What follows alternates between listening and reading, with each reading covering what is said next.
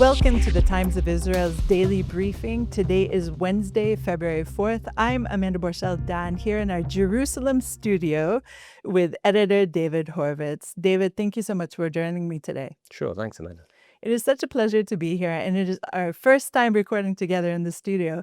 And I just want to remind listeners that you can be watchers as well and see us on YouTube every day. So let's move on to what are we going to discuss today? Well, U.S. envoy Steve Witkoff was in the country yesterday, so we'll hear about his meeting with Prime Minister Benjamin Netanyahu. The table is set for talks with Iran and the United States, but we don't especially 100% yet know where they will be held and what will be on the menu. And we'll also discuss the milk reform that is roiling Israel today. All of this and more when we're back. 3 million Israelis are dealing with trauma since October 7th. To help Israelis heal, Hadassah is there, with the largest rehabilitation center in Jerusalem, world-renowned medical centers, and youth villages. It's said, saving a life saves the world. Imagine helping millions. This is Hadassah, a life-changing force in Israel and the world.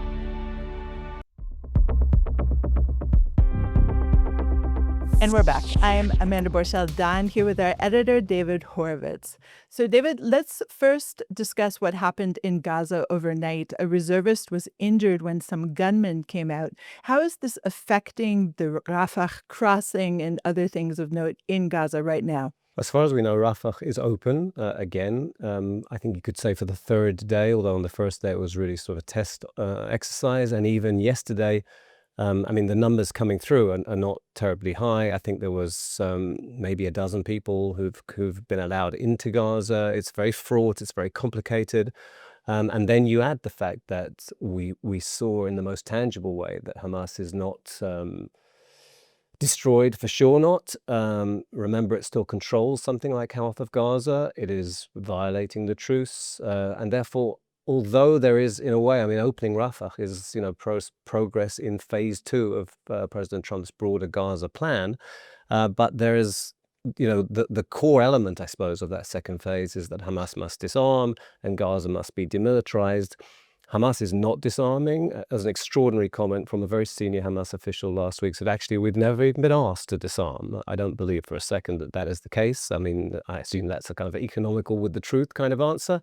President Trump has said he's convinced that Hamas is going to disarm. So there are these huge, cardinal lacunas. It's not like little marginal stuff. This is all about, Israel went to war because Hamas invaded, and the core 2 goals of the war were to get the hostages back, which was done, and to make sure that Hamas is disarmed, Gaza demilitarized, the bottom line being that Gaza cannot again be a threat to Israel. And what happened in the last few hours underlines that Gaza is still a threat to Israel at some extent in a context where Hamas still controls half of Gaza. So yesterday, Steve Witkoff was in Israel, and he spoke with our Prime Minister, Benjamin Netanyahu, in the late afternoon. This is prior to the shooting, the gunmen shooting our reservists overnight. And one of the remarks that came out from the meeting was our Prime Minister, again, underlining the need for Hamas to demilitarize. My impression had been that the Witkoff talk would be more about Iran. So were you at all surprised and wondered about this particular statement, again, about the Hamas demilitarization? Look, we're not in the room. We don't know what proportion of the conversation was devoted to Gaza, what proportion was devoted to Iran, and so on. All of Israel's security chiefs were in that conversation.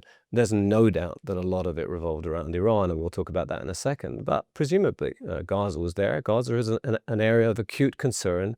And from every Israeli's point of view, and most certainly from Netanyahu's point of view, in insisting that the war had to go on for as long as it did, insisting that goals had to be met, being wary about terms for deals for hostages because of concerns that Hamas might be able to survive, a situation where Hamas is manifestly surviving. And we can, that not all the terms that Netanyahu would have wanted have come into force, to put it mildly. So not surprising that he would focus on that. But I also think probably the fact that, as far as I know, the only official statement that came out of the Witkoff-Netanyahu meeting, from Israel at least, was this one focused on Gaza, is partly because Israel doesn't want to be saying anything on Iran, that it doesn't need to say. I mean, I'm sure, there's incredibly close cooperation. The chief of staff was in Washington, D.C. Witkoff came here and so on. Witkoff is supposedly going to preside over these direct talks if they take place on Friday, wherever they take place. So you can be certain Israel didn't want to put a foot wrong on that. And Netanyahu is very happy to keep stressing what he sees as an imperative as regards Gaza. Just staying on Gaza one more minute, in the past several days, there was a bit of a ruckus over the logo that the Palestinian Council of Technocrats is using. And of course, one of the terms that our prime minister has been very, very adamant about is that the Palestinian Authority will not be ruling Gaza. Of course, we know that in the Rafah crossing, it is Palestinian Authority of security men, shall we call them, who are part of that process. But the logo that this Palestinian Council of Technocrats put out was very reminiscent of something else. No, it's the Palestine logo, if you like. It's the logo that the Palestinian Authority uses, and you can see it on the site. And the Arabic word is actually, I think, just simply the word Palestine. That was not their original logo. They switched it. They've got their own acronym as the lettering beneath, but it's the same logo. And obviously, Netanyahu is furious. Practically speaking, as you've said, the PA is, along with the European Union presence, it's running that Rafah crossing. Now, once you get across, and we've heard how this has been playing out, or we've heard reports, we haven't been able to see it playing out. The army has not let the Times of Israel or other reporters, as far as I know, in the last few days, see how this is playing out. But people come through the Rafah crossing, controlled by the PA and the EU. Some vetting by Israel about who is allowed to come in, and by the way, about who is allowed to go out. When they come in, they then, not very long afterwards, come to an Israeli army checkpoint. And there are lots of checks and allegations yesterday about, I'm being polite here, you can read about it on the site, intrusive checks. But Israel still controls it. But it's the PA that's running that crossing with the EU. And then you've got this technocratic council, which really seems to be the hands-on civil planned government for Gaza.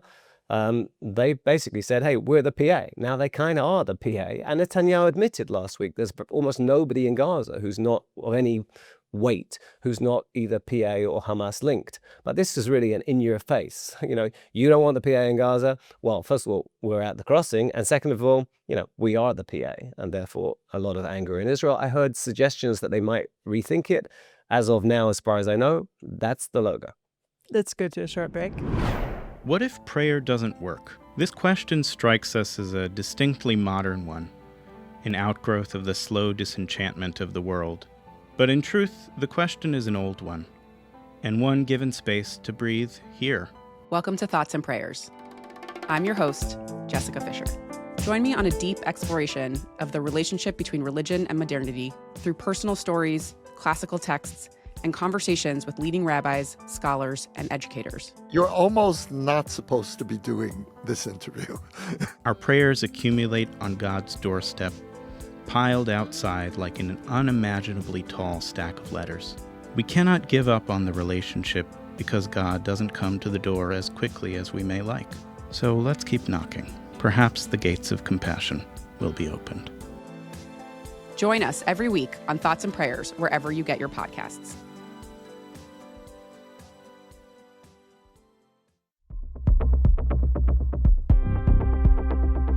And we're back. I'm Amanda Borschel-Dan here with our editor, David Horovitz, in our Jerusalem studio.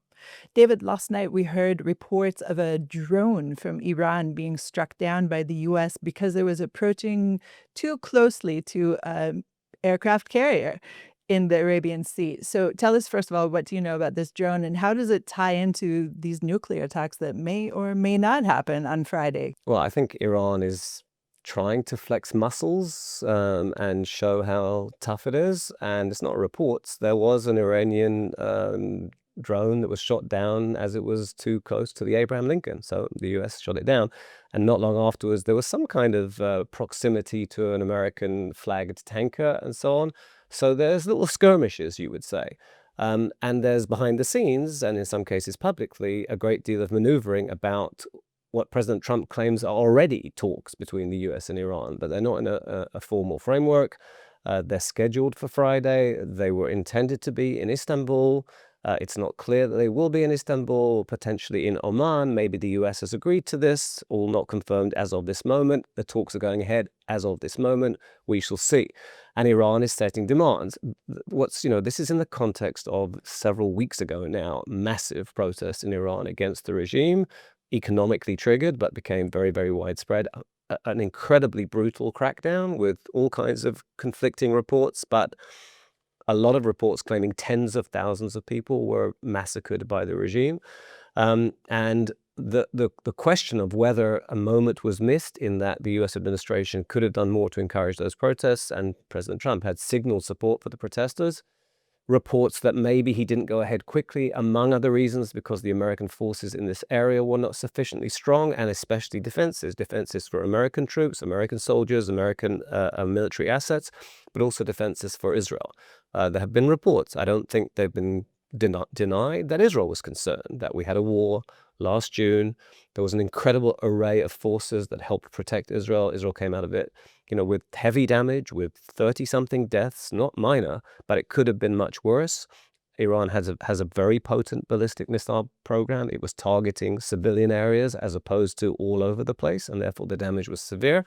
And Israel may well have been concerned. Are we clear that we have the necessary defenses? If the regime fears that it's going down, it will throw everything it can, including at Israel. And therefore, that may have been a factor here. But the moment has passed. Now the ostensible focus of the talks has been Iran's nuclear program. That's what Trump has concentrated on mentioning in the last few days. Iran's nuclear program is incredibly problematic. We should recall that Trump, said it's over and they're never going to redo it, but satellite pictures suggest there is activity, and Iran has certainly not said we're giving up on it. So that's an issue. But there are wider concerns, and what we understand from Witkoff's meeting with Netanyahu and the security chiefs last night is that certainly there were 4 demands that Israel put out. Very close coordination, a concern in Israel that maybe the Trump administration is going to get out-bargained and negotiated by Iran, as I, for example, would say happened with the Obama-era deal, which I think was a bad deal that let Iran off the hook. It's very complicated and nuanced, but there's a concern in Israel that this would happen again. So Israel has said there cannot be a deal. Any deal that doesn't include these 4 elements with Iran is a bad and dangerous deal, notably for Israel, but not only for Israel. That Iran, all of its 60% enriched uranium, which is a short step away from weapons-grade uranium, that all has to be taken out of Iran, that they are not allowed to enrich at all, that their ballistic missile development has to stop, and that their support and arming and funding of proxies, Hezbollah, Hamas, the Houthis, etc., not only them, that has to stop too. Those are the terms that Israel would want to see. I'm sure those are positions that Israel stressed in the conversations with Witkoff, but then then it's the Americans who are leading the show. Among the things that Iran is trying to do, there was talk of other countries being involved in these talks on Friday, including countries like Qatar and Turkey, not Israel. And Iran apparently wants to take it back to one-on-one, because I think, among other things, it feels it will be up against more people, more countries with more concerns about the potential aggression of Iran. Iran wants to focus on the nuclear element, where I think it feels that it can negotiate quite cunningly and not get into all the issues like the missiles and the funding for terror groups and so on. So that's the context in which this is playing out now. And of course, Trump didn't just signal that he was going to aid the protesters. He said help is on the way. Right. So at this point, obviously, there was no kind of military help that was on the way. And so everyone was looking at Trump. Are you going to make good on your word? And he, of course, prides himself as being the best deal maker, I think, in the universe ever. No, I'm kidding, but in the world.